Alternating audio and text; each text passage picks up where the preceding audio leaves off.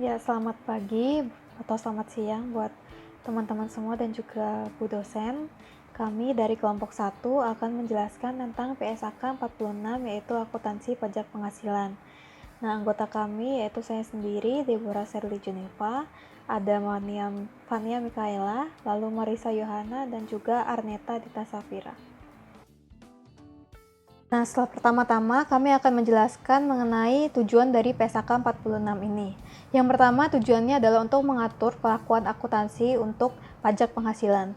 Lalu yang kedua, untuk menyelesaikan masalah utama tentang perlakuan akuntansi pajak penghasilan, yaitu yang berhubungan dengan bagaimana mempertanggungjawabkan konsekuensi pajak atas kondisi yang pertama jika terjadi pemulihan ataupun penyelesaian jumlah tercatat aset atau liabilitas di masa depan yang diakui pada laporan posisi keuangan entitas.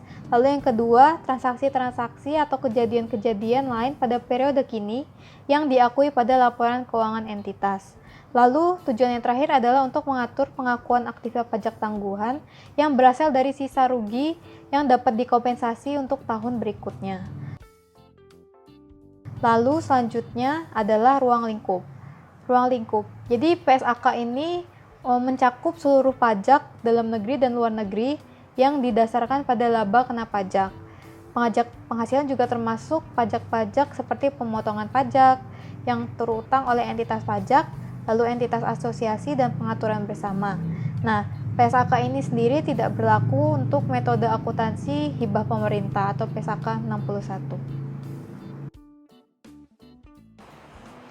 Nah, selanjutnya kami akan menjelaskan mengenai definisi-definisi yang kami anggap penting dalam PSAK 46 ini. Yang pertama ada aset pajak tangguhan yang merupakan jumlah pajak penghasilan terpulihkan pada periode mendatang sebagai akibat adanya yang pertama perbedaan temporer yang boleh dikurangkan. Yang kedua adalah adanya akumulasi rugi pajak yang belum dikompensasi. Lalu yang ketiga adalah adanya akumulasi kredit pajak belum dimanfaatkan yang dalam hal peraturan perpajakan yang mengizinkan. Lalu definisi kedua ada liabilitas pajak tangguhan atau deferred tax liabilities yang merupakan jumlah pajak penghasilan terutang untuk periode mendatang sebagai akibat adanya perbedaan temporer kena pajak.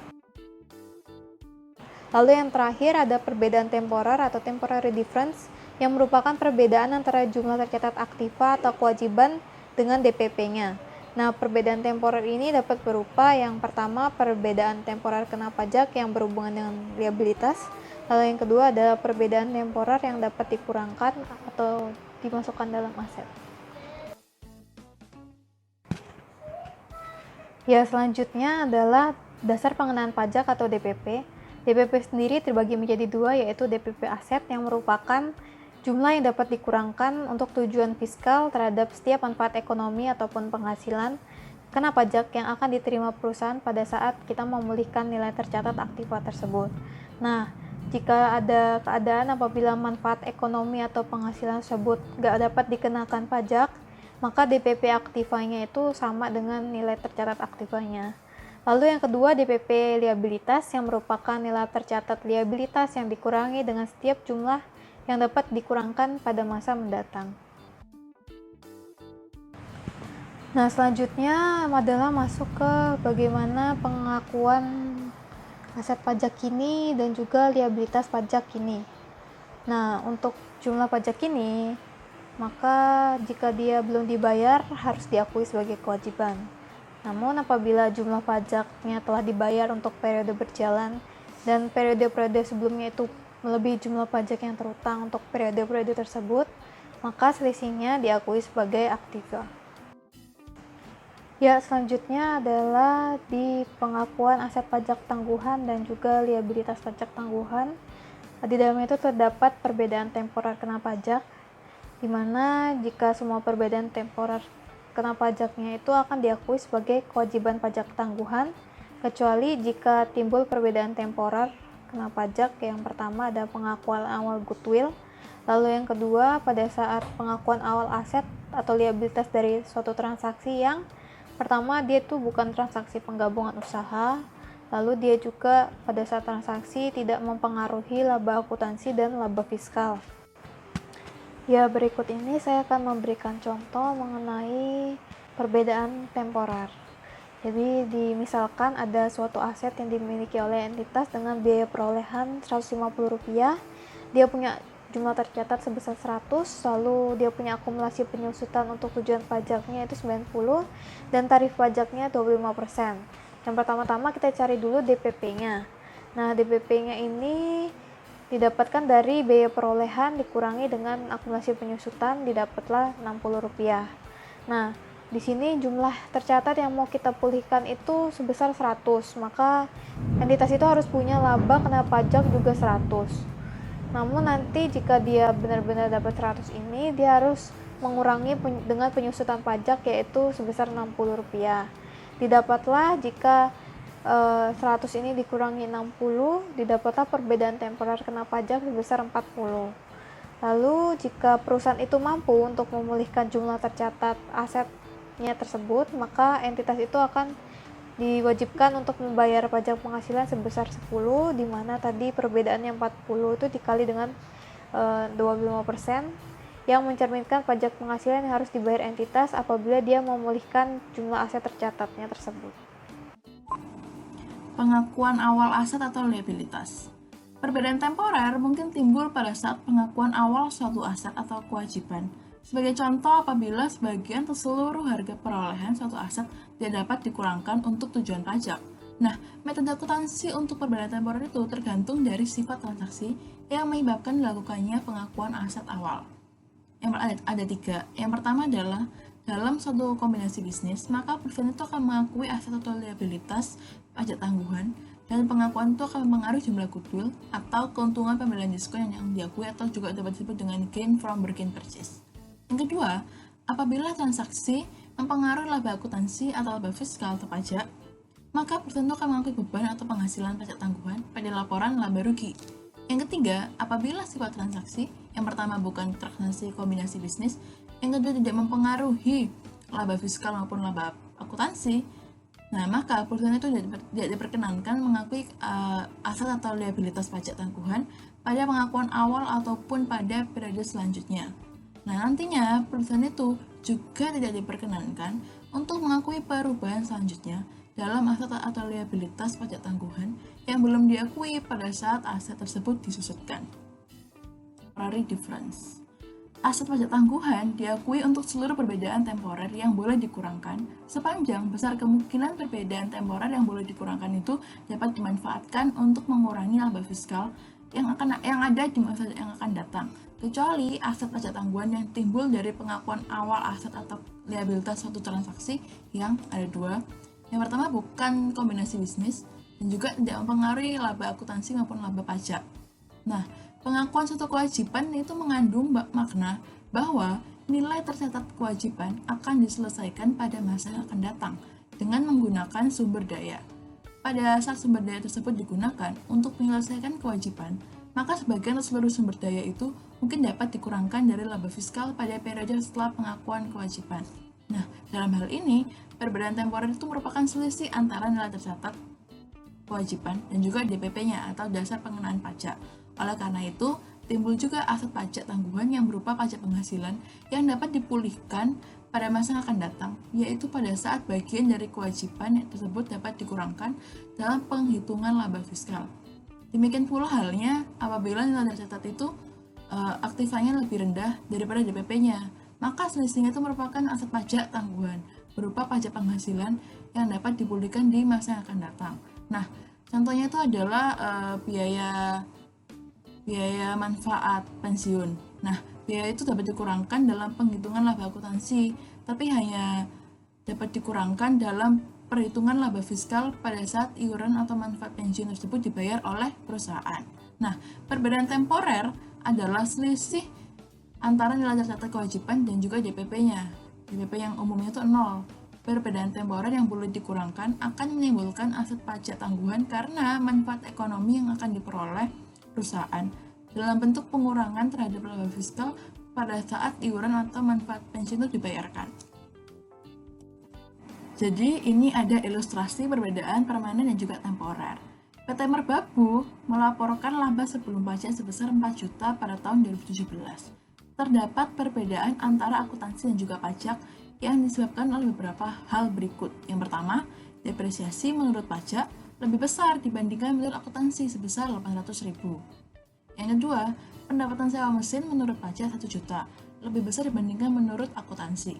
Yang ketiga, beban sumbangan sebesar 400.000 tidak diperkenankan menurut pajak. Nah, tarif pajak yang berlaku itu 25%. Perbedaan itu dapat dipulihkan di masa yang akan datang. Entitas belum memiliki saldo aset atau liabilitas pajak tangguhan. Nah, kan diketahui bahwa laba sebelum pajak untuk tahun 2017 kan sebesar 4 juta. Kemudian ada perbedaan depresiasi sebesar 800.000. Karena kan menurut pajak itu lebih besar daripada menurut akuntansi. Nah, itu tuh sifatnya mengurangi kalau ada laba sebelum pajak. Nah, 800.000 itu juga dimasukkan ke dalam liabilitas pajak tangguhan karena kan itu merupakan pajak yang terutang atau kena pajak. Kemudian ada pendapatan sewa sebesar 1 juta.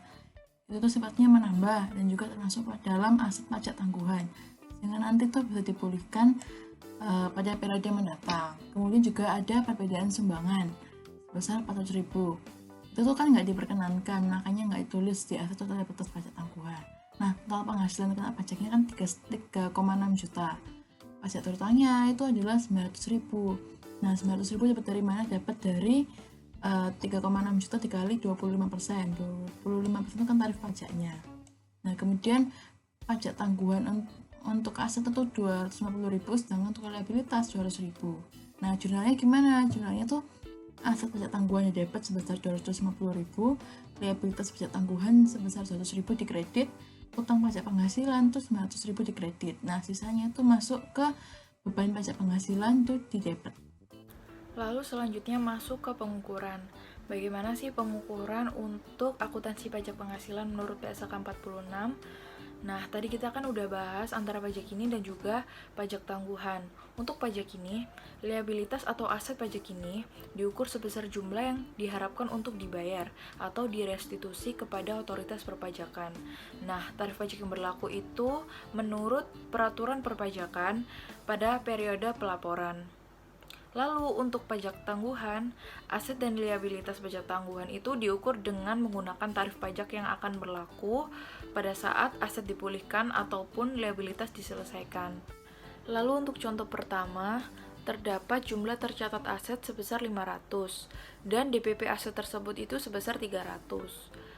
Tarif pajak 20% akan diberlakukan apabila entitas menjual asetnya.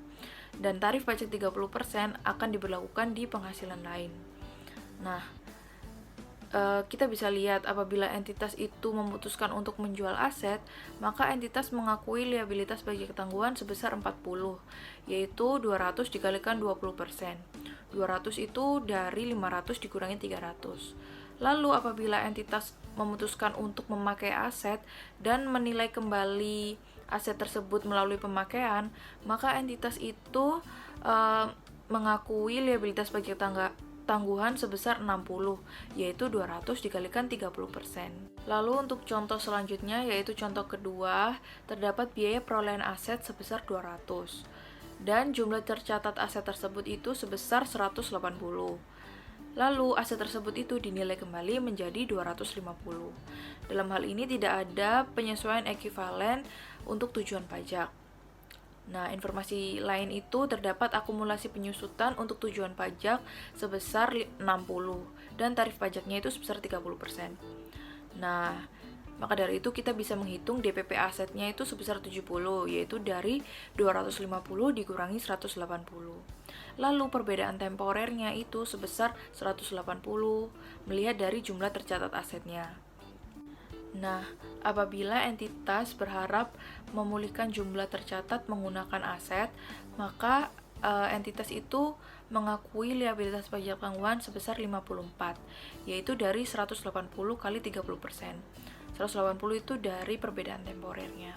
Bila entitas berharap memulihkan jumlah tercatat dengan menjual aset secara cepat untuk pendapatan 250, maka liabilitas pajak tangguhan dihitung sebagai berikut.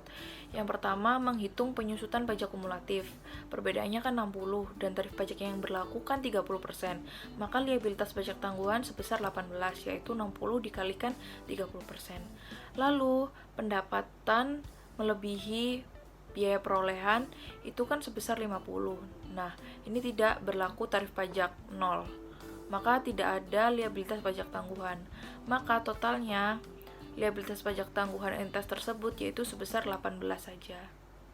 Lalu pengakuan untuk pajak ini dan juga pajak tangguhan. Untuk pos diakui di dalam laba rugi, pajak ini dan pajak tangguhan diakui sebagai penghasilan ataupun beban di dalam laporan laba rugi, kecuali apabila pajak penghasilan yang berasal dari dua kondisi tersebut, yaitu yang pertama, suatu transaksi atau kejadian yang diakui pada periode yang sama ataupun berbeda di luar laporan laba rugi, baik dalam pendapatan komprehensif lain maupun langsung di dalam ekuitas. Yang kedua yaitu kombinasi bisnis, sesuai dengan PSAK 65. Nah, contoh pajak tangguhan yang timbul diakui di laporan laba rugi itu seperti bunga, royalti, dan pendapatan dividen. Lalu untuk pos diakui di luar laporan laba rugi, pajak ini dan pajak tangguhan diakui di luar laporan laba rugi apabila pajak terkait pada pos-pos tersebut pada periode yang sama ataupun berbeda diakui di luar laporan laba rugi. Oleh karena itu, pada periode yang sama atau berbeda, pajak ini dan pajak tangguhan yang terkait dengan pos-pos yang diakui dalam pendapatan komprehensif lain harus diakui pada pendapatan komprehensif lain. Apabila pos-pos yang diakui langsung ke ekuitas harus diakui langsung juga pada ekuitas. Nah, contoh untuk pos-pos yang diakui di dalam pendapatan komprehensif lain itu seperti perubahan jumlah tercatat yang disebabkan oleh revaluasi aset tetap dan juga selisih kurs dari penjabaran laporan keuangan kegiatan usaha luar negeri. Sedangkan untuk contoh pos-pos yang diakui langsung ke ekuitas yaitu yang pertama, penyesuaian atas saldo awal yang dihasilkan dari perubahan akuntansi yang diterapkan secara retrospektif atau koreksi kesalahan. Lalu selanjutnya yaitu jumlah yang timbul dari pengakuan awal komponen ekuitas suatu instrumen keuangan majemuk. Pajak tangguhan yang timbul dari kombinasi bisnis. Perbedaan temporer mungkin timbul dari kombinasi bisnis. Sebagai konsekuensinya, aset dan liabilitas pajak tangguhan tersebut mempengaruhi jumlah goodwill atau keuntungan dari pembelian dengan diskon yang diakui entitas. Entitas mengakui manfaat pajak tangguhan yang diperoleh yang direalisasikan setelah kombinasi bisnis, yaitu sebagai berikut. Yang pertama, mengurangi jumlah goodwill terkait akuisisi, lalu yang kedua, seluruh manfaat pajak tangguhan lain yang diperoleh diakui dalam laba rugi. Entitas menerima pengurangan pajak, yaitu jumlah yang dapat dikurangkan dalam perhitungan laba kena pajak terkait dengan remunerasi yang dibayarkan dengan saham, opsi saham, atau instrumen ekuitas lain. Maka jumlah pengurang pajak tersebut dapat berbeda dari beban remunerasi kumulatif terkait dan mungkin muncul pada periode akuntansi kemudian. Jumlah pengurang pajak mungkin berbeda dari beban remunerasi kumulatif yang terkait, sehingga hal itu menunjukkan bahwa pengurang pajak tidak hanya terkait dengan beban remunerasi, tetapi juga suatu pos ekuitas. Entitas melakukan saling hapus aset pajak ini dan liabilitas pajak ini jika dan hanya jika entitas yang pertama memiliki hak dan dapat dipaksakan secara hukum untuk melakukan saling hapus atas jumlah yang diakui, dan yang kedua memiliki intensi untuk menyelesaikan dengan dasar neto atau merealisasikan aset dan menyelesaikan liabilitas secara bersamaan. Walaupun aset dan liabilitas pajak ini diakui dan diukur secara terpisah, aset dan liabilitas pajak ini tersebut saling hapus dalam laporan posisi keuangan. Dalam laporan keuangan konsolidasian, aset pajak ini dari suatu entitas dalam kelompok usaha dapat saling hapus terhadap liabilitas pajak ini entitas lain dalam kelompok usaha tersebut. Beban penghasilan pajak terkait dengan laba rugi dari aktivitas normal dan selisih kurs atas aset atau liabilitas pajak tangguhan luar negeri itu disajikan sebagai bagian dari laba rugi dalam laporan laba rugi dan penghasilan komprehensif lain.